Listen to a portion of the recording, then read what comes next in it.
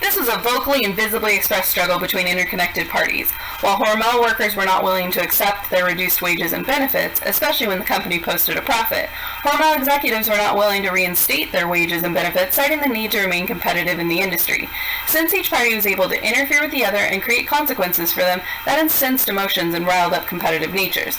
The situation escalated into a deconstructive conflict where it became more about hurting their adversaries than furthering labor relations goals. Between the two groups, hard bargaining created an impasse, and that made finding a mutually satisfying solution impossible. Instead, an environment of fear, anger, uncertainty, and animosity was created in the community. Not only did tasks suffer, but relationships crumbled. And despite there being three main stakeholders, no one ever really took on the role of the constructive third side that would have provided balcony-level perspective and helped the groups regain their flexibility and productivity during negotiations. The stakeholders included all the members of Local P9 and their private consultant, the UFCW, and Hormel Foods. Local P9 was interested in obtaining a higher wage for their members. They were asking for an increase to $10.69 per hour and the return of profit sharing or incentive programs. Unfortunately, the no retreat, no surrender slogan of their president ended up costing the vast majority of them their livelihood. The strike failed to produce the desired results, and new workers, as well as some of their own, crossed the picket line. The UFCW, under the direction of Louis Anderson, wanted to negotiate a contract that would be beneficial not just for Local P9, but for meatpackers across the country. Louis Anderson was desperate to find the 18th camel in the room that would bring the P9 membership back to the bargaining table.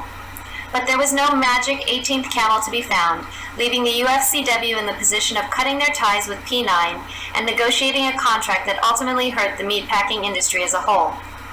Hormel Foods wanted a negotiated contract that kept costs down and the plant running. In the end, Hormel agreed to a new contract that paid every worker $10.25 an hour.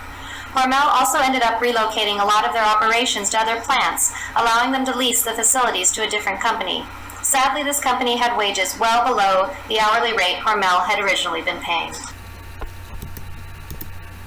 With conflict management, Hormel used a competing, forcing your win-lose style, which meant that they wanted to come to a conclusion. The workers used compromising, we give something up to get something, which is task and social relationship, as well as competing.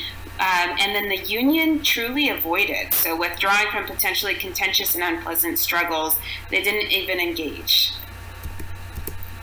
Really, in this entire situation, the public holds the power because they are the ones that are choosing who to side with.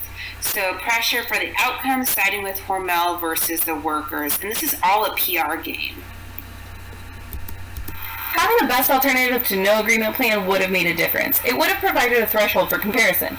Rather than fighting to be the highest paid leaders in the industry and hoping other factories would follow suit, they could have decided if $10 was actually acceptable. It was certainly closer to their previous wages of $10.69 than the $8.25 they've been cut to, and far better than the eventual salary of the $6.50 for new workers after the strike. With the banter, they may have realized that they had done better than they would have without any negotiations and stopped the hard bargaining impasse they created. Additionally, if they had strived for unconditional constructiveness, the conflict may not have spiraled into the abusive and stubborn state that it did. It might have been neutralized instead, and focused on people, their interests, the options, and the objective criteria that could be used as a standard to measure negotiations and proposals against. Had the groups taken a more accommodating approach like Jeanette might, they would have focused more on the workers and less on the work. And they would have tried to walk the theoretical Abraham's path, focusing more on what they had in common and less on what their differences were.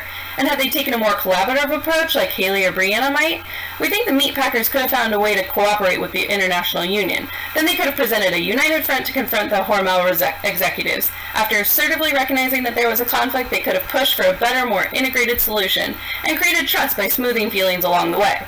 Then they could all return to the factory to work on their version of the American dream.